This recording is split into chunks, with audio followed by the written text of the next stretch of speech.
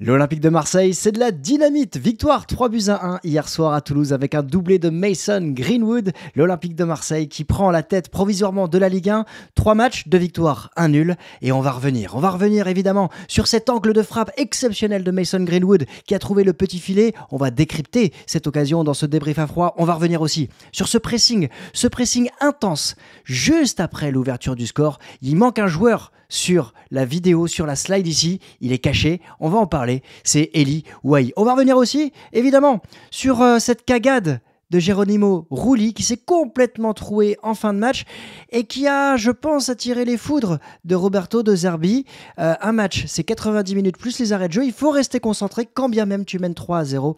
En tout cas, on va analyser cette rencontre et vous avez la possibilité de noter les joueurs directement sur mon compte Instagram. On en reparlera dans la vidéo. En tout cas, la chose la plus amusante de la nuit, eh bien, ça se passe également sur Instagram. C'est Derek Cornelius, tout simplement, qui a dû taper son nom et son prénom sur Google avec OM, Google Images, et il a cherché une photo de miniature. Il est tombé sur la miniature de mon analyse sur lui et il a fait un screen et il l'a posté sur son compte Instagram. C'est assez amusant, en tout cas ça m'a bien fait marrer ce matin et on est aujourd'hui parti pour ce débrief à froid avec la revue de presse, les moments forts, les choix de Roberto De Zerbi, les notes et évidemment on va se parler, on va se projeter sur la suite, mais comme d'habitude, on va prendre le temps de savourer.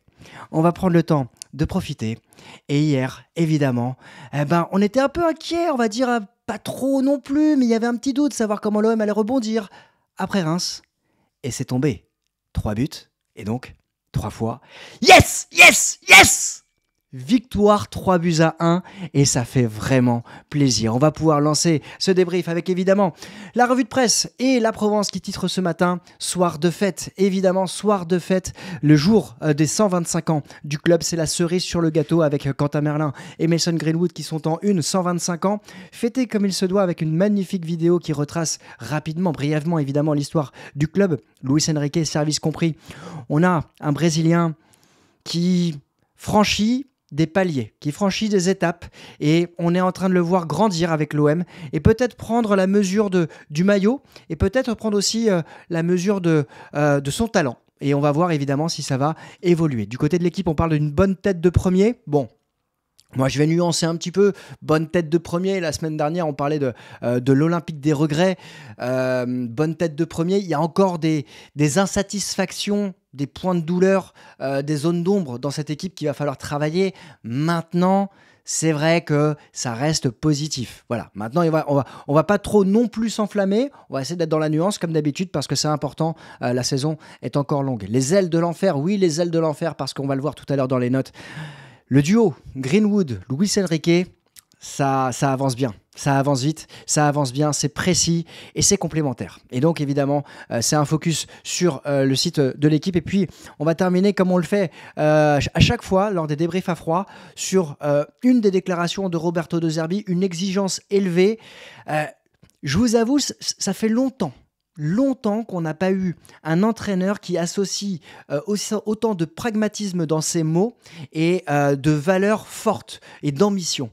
Je veux tout, je veux le jeu, je veux des buts, je ne veux pas prendre de buts, je veux la bonne mentalité, même quand le résultat, même quand on mène 3-0, même si prendre un but nous coûterait la vie, il veut réagir. Et ce qui est le plus important, c'est pour redevenir grand, il faut le jeu, les joueurs, l'organisation du club, la mentalité, et c'est le plus dur. Et en fait, dans cette fin de déclaration, cette exigence, elle prend vraiment sens, et on aura le temps de l'analyser la semaine prochaine dans le bilan du Mercato. Ça prend vraiment la ligne directrice du président Pablo Longoria, qui parlait de cette exigence avec cette saison ratée l'année dernière. Là, certains pourraient se dire, il en fait trop. L'OM mené 3-0, on a le droit de prendre un but, certes, mais pas comme ça. Pas en laissant la porte ouverte à l'attaque du côté de Toulouse. Et donc, moi, j'aime bien. Vous me direz en commentaire ce que vous en pensez avant de passer évidemment à cette analyse des moments forts, l'analyse tactique de la rencontre avec évidemment ce premier moment. Et on a Toulouse qui est rentré parfaitement dans la rencontre et qui a pris à la gorge l'Olympique de Marseille, qui avait du mal à trouver son rythme et sa défense était un peu délicate et fébrile. On a une première balle en profondeur qui va être lancée. Cornelius et Brassier qui vont se retrouver en difficulté. Je crois même que c'est Murillo sur le côté qui va laisser son flanc droit ouvert.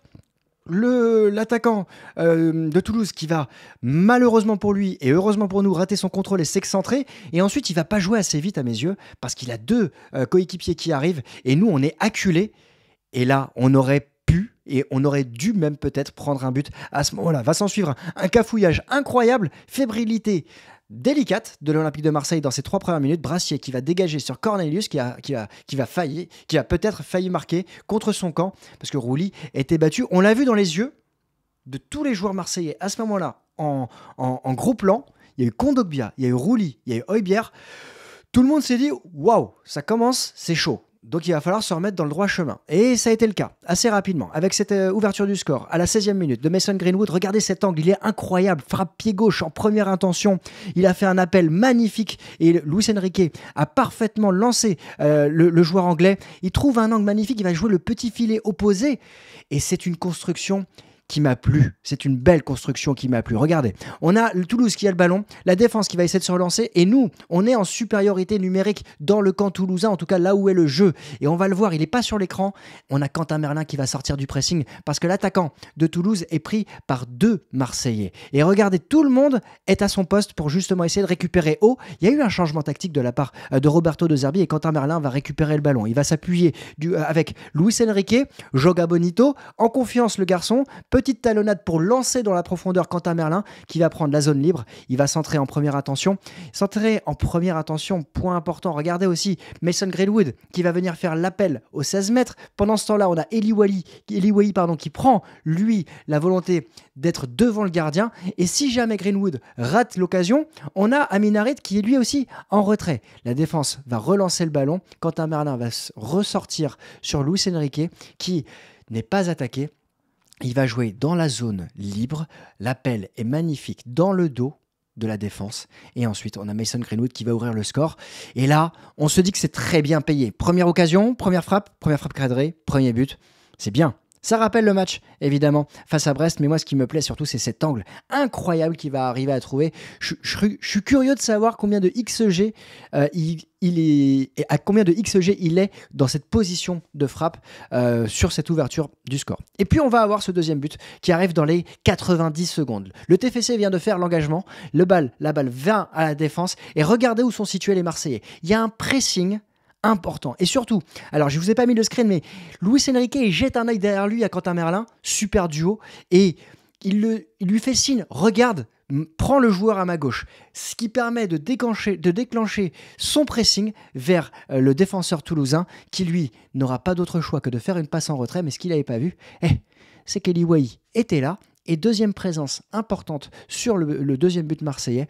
Alors, il rate peut-être son contrôle, il peut mieux faire là-dessus, mais il est peut-être surpris aussi de la passivité de la défense toulousaine. Et là, on peut se dire, soit il avance et il va jouer le 1 contre 1, par son contrôle, il est peut-être mis en difficulté, mais l'intelligence de jeu et l'intelligence collective va lui permettre en fait de faire une talonnade parce que les Marseillais, eux, sont en ordre de marche. Talonnade en première intention pour Luis Enrique qui va lui aussi jouer en première intention pour Mason Greenwood qui lui aussi va tirer en première intention.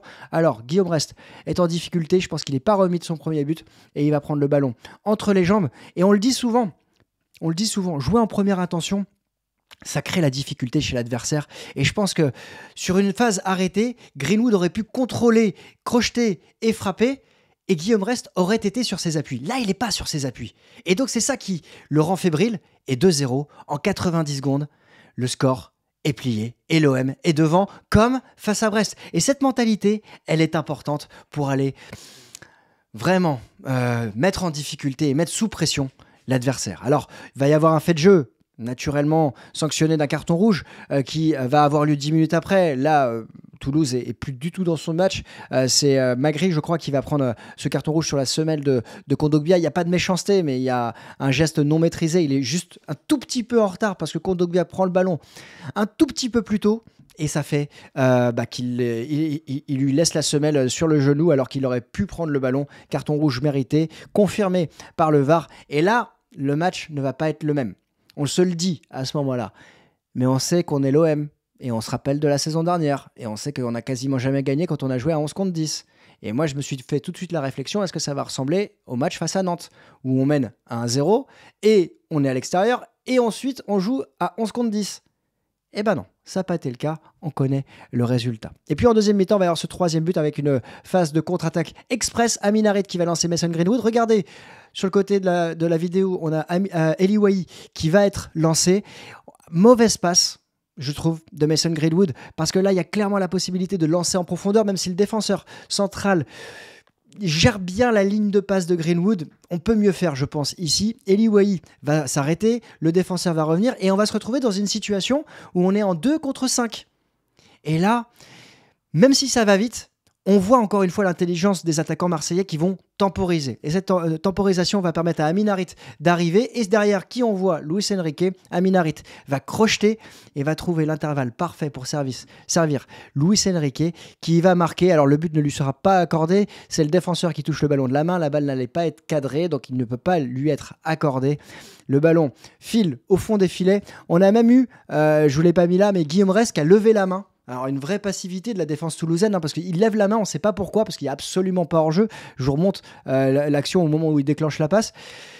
Il lève la main, je crois même pour lui-même signaler que son joueur a fait main, comme s'il demandait un penalty contre lui. C'était vraiment très particulier cette situation. En tout cas, 3-0. On va avoir des balles de 4-0, notamment une de Mason Greenwood qui va mettre complètement au-dessus. On va voir d'ailleurs s'il aura les mêmes commentaires qu'Eli Wahi a eu la semaine dernière face à Reims avec son raté. Je pense pas, puisque Greenwood, on va en reparler, est le meilleur buteur du championnat. Mais bon, ça montre que ça peut arriver à tout le monde. Et puis là, on a Rouli qui va sortir. Alors, je vais réutiliser évidemment la phrase de la Provence, Rouli en roue libre, mais pas concentré le garçon. Pas concentré sur cette situation, et évidemment l'attaquant de Toulouse va récupérer le ballon et va réduire le score. Si vous avez vu l'analyse de Rouli que j'avais réalisée lorsqu'il a signé à l'Olympique de Marseille, on l'avait dit qu'il pouvait avoir des sautes de concentration, notamment en fin de rencontre, et ça avait coûté des points lorsqu'il était en Espagne. Là, ça ne coûte pas de points, mais c'est dommage quand même, parce que j'aurais bien aimé un clean sheet dans cette rencontre. Alors, ce ne sera pas embêtant pour cette rencontre, mais bon, on sait que c'est des choses qui donnent confiance aux défenseurs et aux gardiens. Alors on verra évidemment s'il sera reconduit pour le match face à Nice dans 15 jours. On va passer au choix de Roberto De Zerbi. Les choix sont assez logiques à mes yeux par rapport au mois d'août. On a Cornelius qui a suppléé Balerdi. Je sais que pour certains, on en a même discuté, ça peut être surprenant d'avoir 2 gauchers dans sa défense centrale. Moi, c'était mon choix numéro 1 initialement. Mais dans les commentaires que vous m'aviez laissés sur Insta notamment, vous m'aviez dit Bamo Meïté. Et je vous l'accorde, je pense que Bamo Meïté aurait pu être titulaire. Alors il est rentré en jeu, ça veut dire qu'il y a une certaine confiance en lui, parce que la défense a évolué à ce moment-là, en deuxième mi-temps, dans les 5 dernières minutes. Mais bon, Cornelius a fait le taf, on en reparlera à travers les notes. Murillo était titulaire latéral droit, c'est peut-être la zone d'ombre de cette équipe de l'Olympique de Marseille, on y reviendra lors du bilan du mercato, mais c'est pas l'assurance tout risque quand on est sur le côté droit. Kondogbia était reconduit, Rongier va revenir, bien sûr, et Rongier est d'ailleurs revenu dans cette rencontre et a pris le brassard. Je ne sais pas si vous l'avez vu, mais c'est Højbjerg qui a laissé le brassard du côté de Rongier. Intéressant. Même si Højbjerg sortait du terrain. Et puis on a Amin Harit qui avait à cœur de prouver.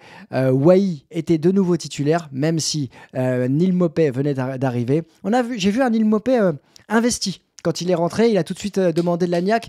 Il y avait l'équipe qui avait beaucoup changé quand même en l'espace sur les 25 dernières minutes. Normal, il y avait 3-0. Il a fait rentrer Jonathan Rowe, il a fait rentrer Valentine Carboni. Neal Maupay, il est rentré avec de l'agnac pour dire les gars, je veux marquer des points aussi, et je veux qu'on marque des points. Il faut mettre la concurrence aussi, et il faut asseoir le résultat et marquer encore des buts. Donc j'ai aimé cette attitude. J'ai aimé l'attitude de Rowe aussi quand il est rentré, parce que pareil, c'est un dynamiteur. On sent que il a des grosses cuisses et il avance bien. Carboni, voilà, j'attends de voir plus en difficulté, dans le sens où c'est intéressant, mais il doit trouver des automatismes avec ses coéquipiers. On en reparlera juste après. En tout cas, ce qui m'a particulièrement plu, c'est ce schéma tactique. Là, je vous passe la heatmap des joueurs, la position moyenne des joueurs lors de la première mi-temps, avec Quentin Merlin, Luis Enrique et Wahi qui étaient très proches les uns des autres. On voit que le duo Harit et Greenwood est également très proche. Un système qui est un peu déséquilibré, avec sur le côté gauche un Quentin Merlin qui joue très haut et qui accompagne notamment les attaques, un Murillo, qui s'est retrouvé beaucoup plus en difficulté en phase défensive, toujours intéressant aux phases offensives, et puis ce système qui passe à 2 voire 3 en relance, avec Lilian Brassier qui était positionné axe gauche, là où Cornelius, lui, était positionné défenseur central, et le respect parfait du positionnement tactique tout au long de la rencontre de Pierre-Emile Højbjerg et de Geoffrey Kondogbia. Voilà, c'était important de vous le préciser. En tout cas, dans les stats, ça ressemble au match face à Brest. 0,84 expected goals. L'OM a tiré cependant plus de fois, 12 tirs. Et moi, je garderai un bémol sur les arrêts de gardien. Il n'y a eu que 2 ou 1 tir cadré côté toulousain, 0 tir. Ça me rappelle le match face à Reims. 3 tirs cadrés, 2 buts encaissés.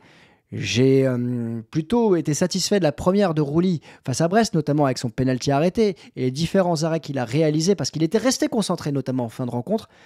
Sur les 2 derniers matchs, voilà, on a vu que c'était plus léger. Donc, à voir à ce point-là comment Roberto De Zerbi va intégrer Delangue dans les prochaines semaines. On va passer aux notes. Et oui, on va passer aux notes parce que maintenant, vous pouvez noter. Et donc, on va faire un test. On va voir sur les prochaines rencontres, sur Nice, sur Lyon également, si ça vous plaît. Vous allez aller sur mon compte Instagram et puis vous allez pouvoir noter individuellement chaque joueur avec les notes que j'ai présélectionnées. Et on va faire une autre vidéo. Alors, ce ne sera pas aujourd'hui, ce sera peut-être demain, probablement demain, avec les notes des joueurs, et également je répondrai à vos questions sur des questions tactiques, sur des questions de choix, sur des questions que vous me poserez sur Instagram. Ça me permet de pouvoir prendre un peu plus de recul sur la rencontre et de répondre à tous vos commentaires parce que vous êtes nombreux à me suivre et je vous remercie de ce suivi, et donc ça me permet aussi de pouvoir approfondir certains sujets. Donc n'hésitez pas, on va passer aux notes, mais du côté de l'équipe. Alors évidemment, il y a des surprises. Je vais passer les notes rapides, les bonnes notes. Greenwood, 8, pour moi c'est mérité. Luis Enrique, 8, j'aurais mis 7 personnellement. Højbjerg, Kondogbia, je trouve qu'Højbjerg a fait un match un peu plus important que Kondogbia, mais 7, ça me semble logique. Je suis un peu déçu de la note de Cornelius, 5. Brassier, ça me semble logique. Murillo, 5. Ça peut se discuter, vous allez le voir avec la Provence. Et Rouly 4, ça me paraît logique aussi de mon côté. Et Wai 5, ça me paraît assez dur pour le joueur français. Pour Harit, le 5, il peut se comprendre. Il y a 2 écoles. Il y a ceux qui diront je ne l'ai pas vu de la rencontre. Et il y a ceux qui diront ouais, mais on peut lui donner un point de plus du fait qu'il ait une passe décisive. Moi, j'aurais mis 6 naturellement, voilà. Mais je suis globalement d'accord à une exception près pour Wai et Cornelius sur les notes de l'équipe. Vous me direz en commentaire ce que vous en pensez. Concernant les notes de la Provence, c'est un peu plus que délicat. Parce que le Rouly à 5, je suis pas d'accord. Le Murillo à 4,5, j'aime pas les demi-points. Donc bon, ça, c'est mon côté pointilleux. Mais bon, en dessous de la moyenne, ok. Défensivement, plus en difficulté. Brassier 4, il arrive. Il est fébrile peut-être sur la première situation. Après, dans les duels avec Cornelius, il s'en sort. Donc 4, je trouve ça un peu dur. Concernant Kondogbia, 5 et Højbjerg, 5. Alors, je crois qu'on n'a pas vu le même match, là c'est clair. Højbjerg a été vraiment propre, efficace, simple. Et c'est peut-être trop simple pour certains, mais qu'est-ce que ça fait du bien. Et Kondogbia a été bon dans les duels et justement a apporté, donc pour moi, le 7 est peut-être trop haut chez l'équipe, mais le 5 est trop bas chez la Provence.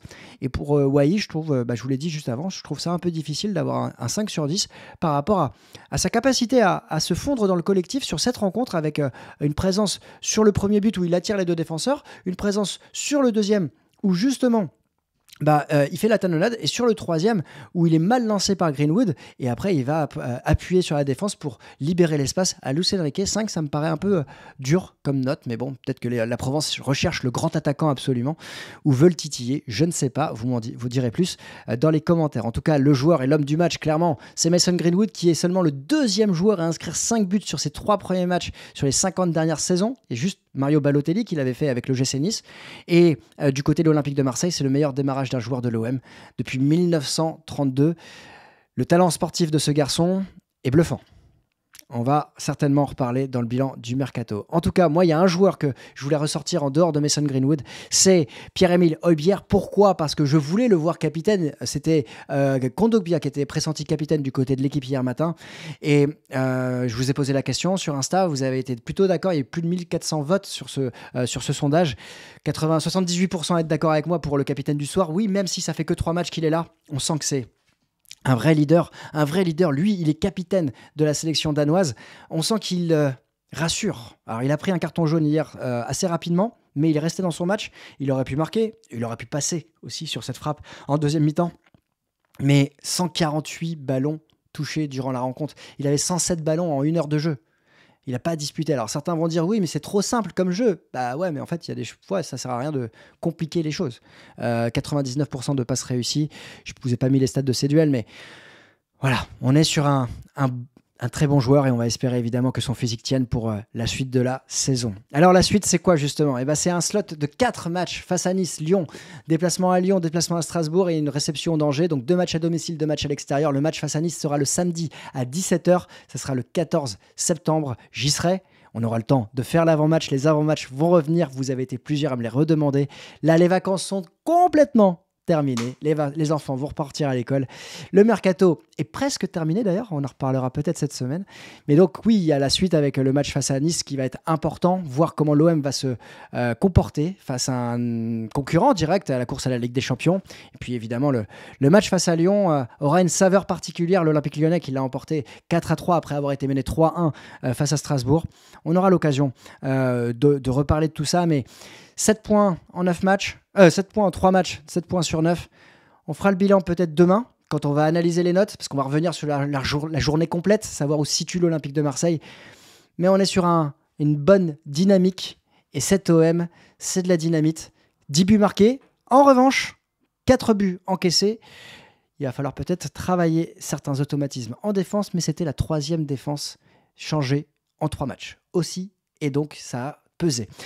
Dites-moi en commentaire quel est votre avis sur cette rencontre, quels sont vos tops, est-ce qu'il y a des flops pour vous, qu'avez-vous pensé de ce débrief ? N'hésitez pas à me donner vos notes sur Instagram et vous poser vos questions. Nous, on se retrouve demain, je vous souhaite une excellente journée, un très bon dimanche, allez l'OM, et évidemment aujourd'hui, ça va être très léger, et je vous laisse avec mon petit thé de la journée. À demain, ciao.